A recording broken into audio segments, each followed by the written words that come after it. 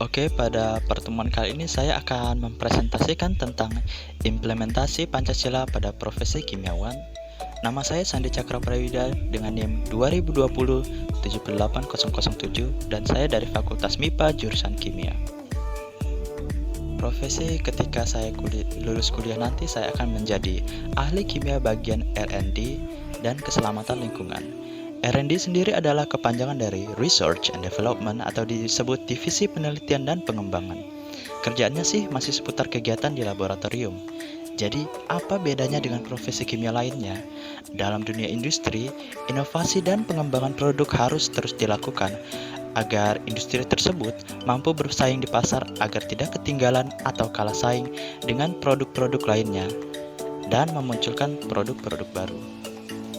Produk tersebut dinilai menguntungkan bagi perusahaan dan konsumen.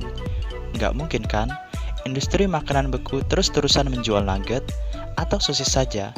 Kedepannya harus membuat inovasi baru seperti nugget sayur, sosis protein tinggi, susu rendah lemak, nugget rendah lemak, dan sebagainya.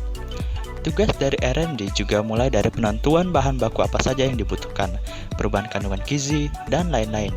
Diharapkan bahan-bahan yang digunakan lebih eco-friendly atau tidak membahayakan lingkungan.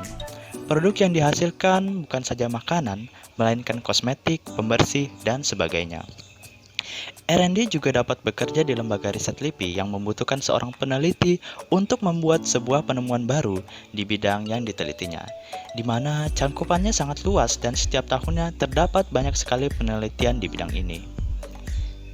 Bekerja di bagian ahli lingkungan juga memiliki prospek yang sangat besar dan luas sekali cangkupannya.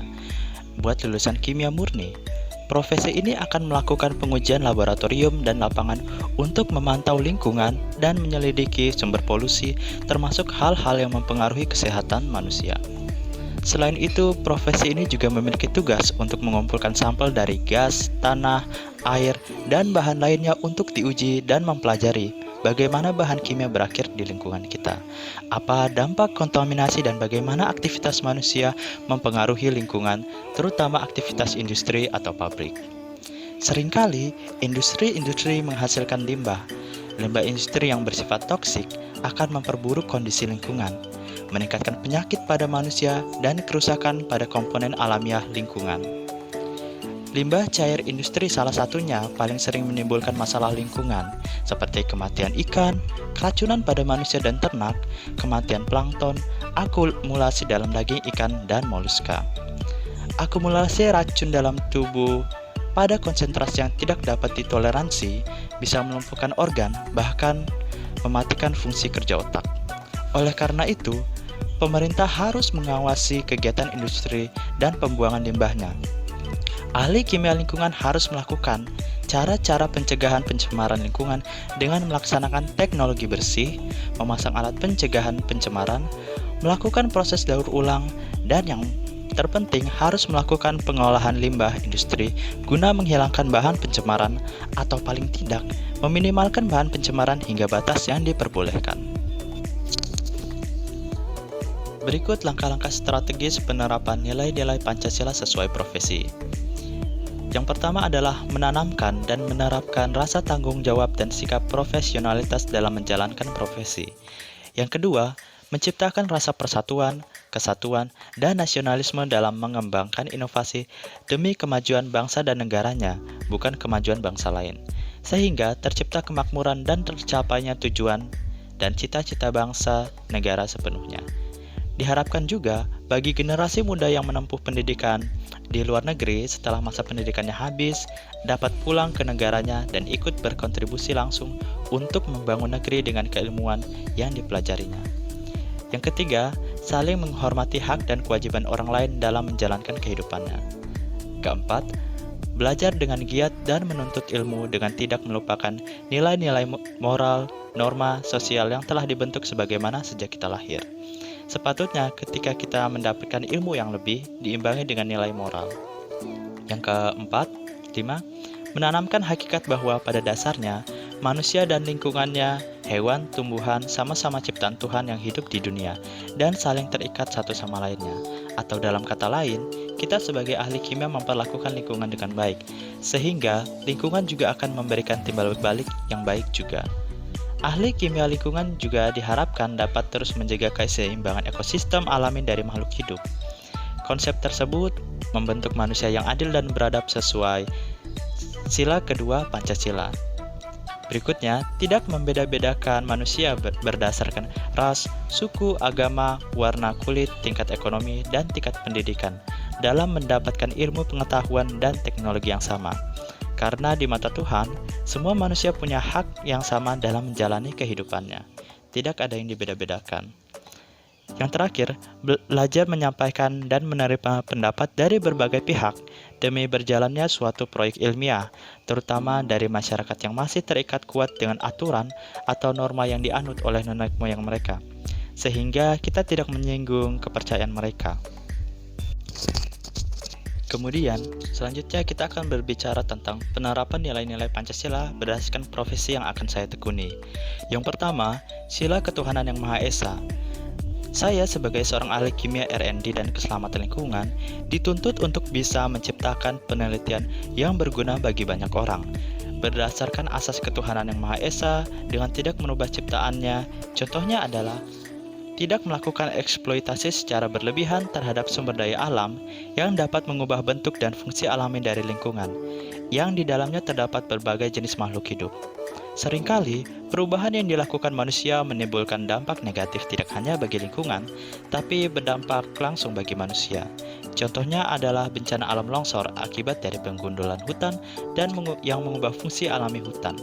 Sila kedua, sila kemanusiaan yang adil dan beradab. Menciptakan inovasi yang tidak merugikan manusia dari segi kesehatan, lingkungan sosial, dan sebagainya, dan ikut turut menjaga lingkungan. Sila ketiga, persatuan Indonesia. Dengan rasa persatuan dan kesatuan, turut andil dalam mengembangkan inovasi dan memajukan bangsa dan negara, sehingga cita-cita bangsa akan tercapai. Keilmuan yang dimiliki selain bermanfaat bagi diri sendiri, juga pastinya akan bermanfaat bagi banyak orang. Sila keempat, dalam menciptakan suatu inovasi, dibutuhkan koordinasi dan kesepakatan dari banyak pihak, salah satunya dengan masyarakat setempat. Kesepakatan itu dibuat jika suatu proyek ilmiah yang dibuat dan berjalan tidak sesuai dengan yang diharapkan, sehingga menimbulkan kerugian. Setidaknya, masyarakat tahu dampak negatif maupun positif dari proyek yang dibuat. Selain pemerintah dan pelaku industri, masyarakat juga harus jeli menanggapi masalah lingkungan yang disebabkan oleh sisa kegiatan industri. Masyarakat tidak bisa menyerahkan sepenuhnya masalah ini kepada pemerintah dan pelaku industri. Hal ini mutlak perlu, terutama bagi masyarakat yang bertempat tinggal di sekitar areal industri. Dampak dari buangan kegiatan industri tersebut sangatlah kompleks. Sila kelima, diharapkan inovasi yang diciptakan dapat dinikmati dan dimanfaatkan oleh banyak orang, dengan tanpa membeda-bedakan manusia dari ras, agama, warna kulit, tingkatan sosial, dan sebagainya. Serta, setiap orang dapat ikut andil dalam mempelajari, meneliti, mengembangkan, dan berinovasi sesuai dengan minat dan kemampuannya. Berikut tentang penerapan nilai Pancasila yang terabaikan. Menurut saya, nilai Pancasila yang terabaikan yaitu sila ketuhanan yang Maha Esa dan kemanusiaan yang adil dan beradab. Dalam pandangan saya, soal keselamatan lingkungan akhir-akhir ini, aktivitas manusia cukup merugikan lingkungan. Dan lingkungan ini masih saja menjadi permasalahan utama yang selalu diperbincangkan. Permasalahan lingkungannya yaitu diantaranya pencemaran lingkungan dan eksploitasi, berlebihan terhadap sumber daya alam yang melimpah maupun yang terbatas. Karena kodratnya kita sebagai mana manusia tidak akan pernah puas dan cukup untuk memenuhi kebutuhan hidup. Pencemaran lingkungan juga merupakan akibat dari dampak pabrik atau industri yang dengan sengaja membuang limbahnya ke lingkungan sekitar, sehingga mematikan ekosistem alami dan membahayakan kesehatan manusia. Ada pula eksploitasi berlebihan terhadap makhluk hidup. Contohnya, eksploitasi berlebihan terhadap hewan ternak, seperti ayam, sapi, ikan, yang diolah dagingnya untuk dikonsumsi manusia, namun pemanfaatannya dinilai cukup berlebihan. penebangan hutan untuk perkebunan, penangkapan ikan di laut lepas secara besar-besaran, sehingga mengganggu ekosistem alami yang diciptakan oleh Tuhan Yang Maha Esa, dan sehingga menciptakan bencana alam bagi manusia. Karena manusia tidak pernah cukup dalam memenuhi kebutuhan hidupnya, rasa ingin memiliki kekayaan alam yang ada membuat manusia menghalalkan segala cara untuk menguasainya. Kurangnya kesadaran manusia menjaga lingkungan akhirnya menimbulkan sifat kerakusan dan ketamakan, sehingga menghilangkan sifat kemanusiaan. Sekian materi yang dapat saya sampaikan saat ini. Kurang lebihnya mohon maaf karena masih banyak yang perlu saya benahi, dan akhirnya saya ucapkan terima kasih.